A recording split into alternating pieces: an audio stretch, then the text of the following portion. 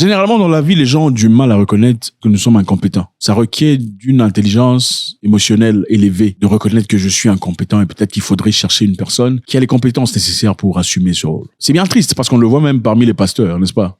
C'est rare de voir en Afrique un pasteur dire « Frère, ce que vous traversez comme situation est quand même au-delà de mes capacités. Vous avez besoin d'une personne spécialiste dans ce domaine, c'est-à-dire une personne qui a les spécialités spirituelles des démons ou qui s'y connaît un peu plus dans la psychologie maritale. Je vous recommande un tel pasteur. » Et présenter un pasteur avec qui on n'est pas nécessairement affilié. Parce que la plupart des cas où ça arrive, c'est généralement, si un pasteur évidemment te recommande à un autre pasteur, c'est généralement parce que c'est un pasteur qui est ami, ou un pasteur qu'on connaît, ou un pasteur à qui on est associé, ou avec on a allégeance. Ouais. Jamais vous ne verrez une personne vous dire non, moi je suis en incapacité de vous aider dans cette histoire, mais je vous suggère d'aller voir une telle personne. C'est bien triste.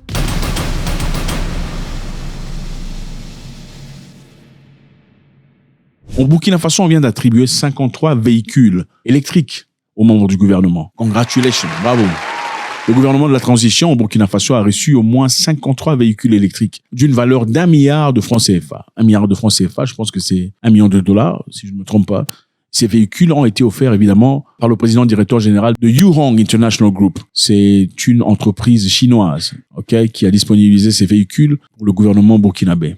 L'objectif est très simple, réduire le coût du gouvernement. Le président Ibrahim Traoré mérite le respect. Je pense qu'il est très important de le dire. Un respect bien gagné, un respect acquis à travers un travail évident et clair. Quand une personne vient au gouvernement dans l'objectif de réduire les coûts, c'est très rare. La plupart des gouvernants que l'on voit aujourd'hui, si pas eux-mêmes leurs subalternes, se managent dans un domaine de recherche d'acquisition d'argent maximum venant du gouvernement. Donc on crée n'importe quoi pour justifier de l'argent sortant venant du gouvernement, pas pour l'objectif de faire ces tâches que l'on présente, mais plutôt dans l'objectif de dépenser pour des raisons personnelles et familiales. Donc l'argent du gouvernement n'est pas utilisé dans l'objectif d'améliorer les vies des nationaux, mais l'argent du gouvernement est utilisé pour des raisons personnelles, pour construire des maisons, construire des villas, acquérir des voitures, se faire une deuxième, une troisième, une quatrième, une septième femme et justifier cela, enfin mettre le coup dans le dos du gouvernement. Et c'est incroyable, c'est injuste. Moi, personnellement, je pense que ces personnes doivent être exécutées. Le gouvernement burkinabé nous montre le chemin. Et je pense que la sagesse, c'est aussi savoir reconnaître qu'on peut apprendre d'une personne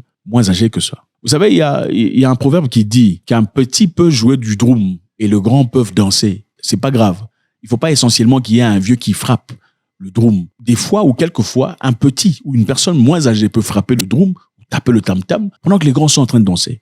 Ibrahim Traoré est un jeune homme. C'est un jeune homme qui dénote d'une intelligence incroyable. Et c'est dur de le reconnaître. Vous savez, dans le temps, les révolutionnaires étaient des gens moins âgés. On en voyait à 20 ans, par exemple, à 30 ans. Des gens très jeunes qui se battaient pour leur indépendance. Contrairement, aujourd'hui, vous voyez une personne à 30 ans absolument absurde. Dans des bêtises, en train de toucher les derrières d'une petite fille de 12 ans, 15 ans, 17 ans, 18 ans. C'est de la bêtise. Je ne sais pas ce qui est arrivé à l'être humain, mais c'est incroyable. Il n'y a aucune comparaison partant de ceux-là qui étaient dans le passé. Thomas Sankara, Lumumba, toutes ces personnes-là, Samora Machel, Oliver Tambo, toutes ces personnes-là qui ont existé dans le passé par rapport à ceux d'aujourd'hui. Alors, Ibrahim Traoré veut réduire les coûts dans l'acquisition de voitures électriques. L'objectif, évidemment, c'est de réduire les charges de fonctionnement de l'État. Il est estimé qu'il s'agit des véhicules écologiques qui vont permettre de préserver l'environnement et la santé de la population, surtout dans les milieux urbains. Vous savez ce qui se passe dans le monde, on parle de réchauffement climatique. Voilà une belle opportunité de le justifier. 53 véhicules électriques. Avec ces véhicules électriques, ça va permettre véritablement de réduire le train de vie de l'État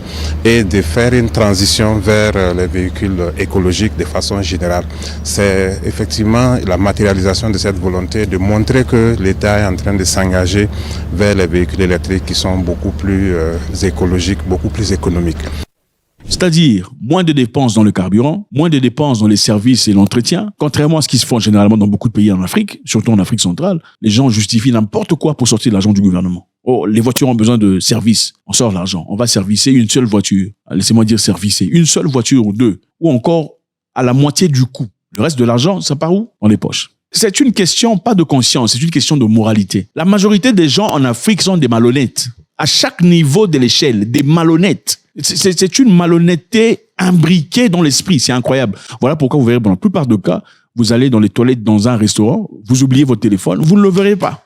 C'est ça. Mais les gens se cachent derrière les prières ou la crainte de l'Éternel. C'est du blablabla incroyable. Si l'Afrique se comportait ou les dirigeants se comportaient conformément à l'esprit qu'il dénote, conformément à la prière dont il parle régulièrement, l'Afrique serait de loin avancée par rapport au reste du monde. Alors je pense que c'est une belle opportunité que Ibrahim Traoré est en train d'apprendre à tout le monde. Qu'on peut devenir président sans essentiellement avoir 7, 8, 9, 10 différentes femmes. On peut devenir président de la République sans avoir à commencer à construire, à acquérir des terrains énormes pour construire pour sa famille. Sous prétexte, c'est le terrain du président. Le président, c'est qui? Non, le président, c'est qui? C'est un individu à qui on a donné l'autorité de pouvoir décider pour certaines histoires, pour améliorer la vie de ceux qui sont là. Le président n'est pas plus important que le citoyen. Le président n'est pas le roi. Le président n'a pas plus d'importance que le reste du monde. Le président a pour objectif d'améliorer la vie de tout le monde, pas seulement celle de sa famille. Et je pense que l'être humain a le droit de dire « tu es moi puisque je dis la vérité » ou « tu es moi parce que je ne suis pas content de comment se passent les choses ». Parce que nous avons tous le même droit sur ces terres des ancêtres. Ibrahim Traoré fait la différence. C'est difficile de ne pas aimer cette personne. Autant il n'est pas tout à fait parfait, les principes et les choses que nous voyons sont claires et évidentes. Alors, à l'instar de Thomas Sankara, qui a demandé à ce membre de gouvernement de changer de véhicule, Sankara, dans le passé, à titre de rappel, a imposé l'idée de conduire des Renault 5. Les vieux qui s'en souviennent, les plus jeunes ne connaissent peut-être pas. Renault 5 avait une particularité.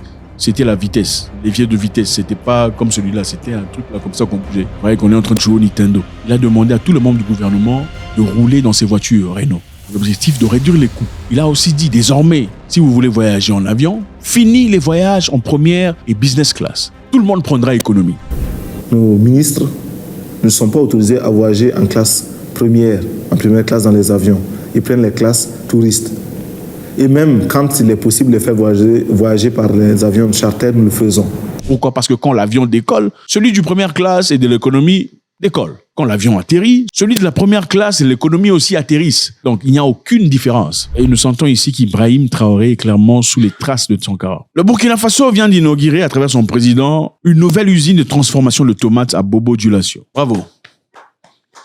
Bravo les amis, je pense qu'il faut acclamer là où c'est nécessaire. Voilà ce qui se passe. Cela faisant, il réitère l'engagement du pays en faveur de l'indépendance économique à travers la valorisation des matières premières. Ibrahim Traoré, à l'instar de Thomas Sankara. Valorisons d'abord les matières premières de notre pays. Ceci évidemment a été financé en grande partie par une contribution populaire. Vous savez, au Burkina Faso actuellement, le président, après avoir refusé son salaire de président, a exigé de ne recevoir que son salaire de capitaine, puisque c'est un militaire. Et en cela faisant, il a inspiré beaucoup de personnes. Ensuite, il a demandé à ce que chacun veuille contribuer un pourcentage de son salaire dans un panier public, permettant ainsi de recueillir de l'argent pour faire les travaux nationaux, pour pas que le pays continue de quémander, de demander à l'Europe, comme le font généralement les pays africains. La World Bank et l'FMI vous donnent de l'argent, s'ils le donnent, mais dans l'objectif de vous contrôler. Ce n'est jamais gratos. Ils doivent bénéficier de quelque chose. Alors Traoré a dit, on n'en a pas besoin. On a besoin d'argent, évidemment, pour acheter des armes, pour combattre le terrorisme, pour résister. Mais cet argent doit venir de la population. On a besoin de l'argent pour construire des hôpitaux. On a besoin de l'argent pour les infrastructures. Mais cet argent doit venir de la population.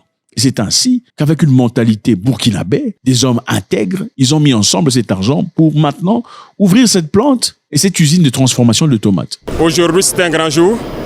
C'est le lieu pour moi de dire merci au peuple qui a compris donc notre mission et qui a souscrit massivement, et d'appeler ceux qui étaient sceptiques à pouvoir souscrire massivement à l'APEC, parce que la concrétisation des souscriptions depuis le premier jour qu'on a lancé le programme est là aujourd'hui. Ce n'est que la première phase, et je pense que dans quelques jours, nous allons inaugurer une autre usine du côté de Yako, où l'APEC a pris des parts énormes donc, dans cette usine, et bientôt donc l'usine de Tenkodogo qui verra jour.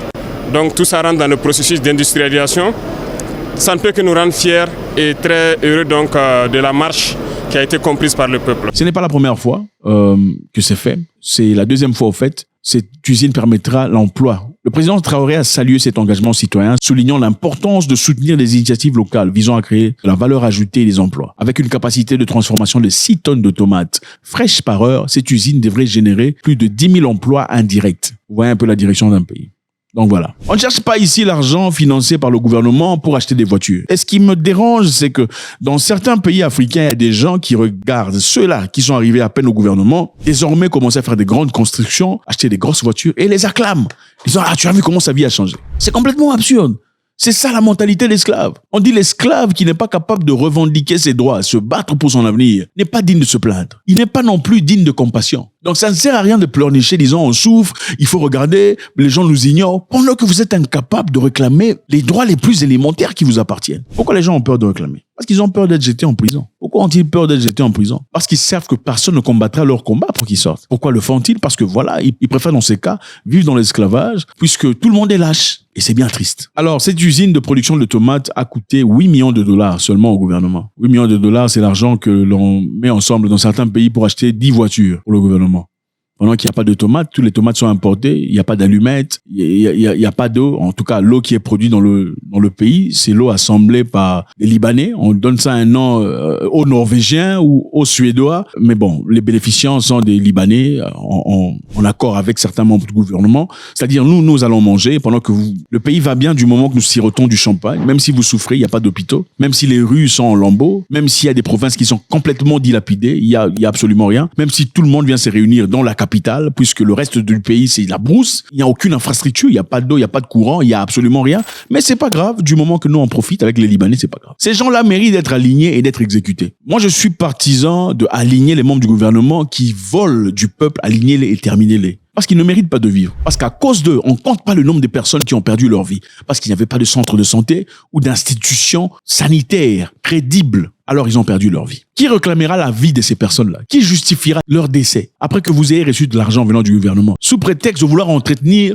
les infrastructures gouvernementales, vous avez pris l'argent, avez épousé cette femme, construit des immeubles, tout le bazar. Ibrahim Traoré montre à tout le monde, son pays n'a pas accès au financement extérieur, comme le vôtre, comme les vôtres. Mais regardez ce qu'ils font. A-t-il 2 cerveaux que les autres présidents n'ont pas? Moi, je me pose la question de savoir. Comment est-ce possible? Avec le peu qu'on a, la contribution de la nation, les gens peuvent évoluer et avancer. Les gens peuvent construire et avoir de l'espoir. Mais dans d'autres pays où on a la liberté, tout se passe très bien depuis l'indépendance, mais les gens sont chaotiques. C'est incroyable.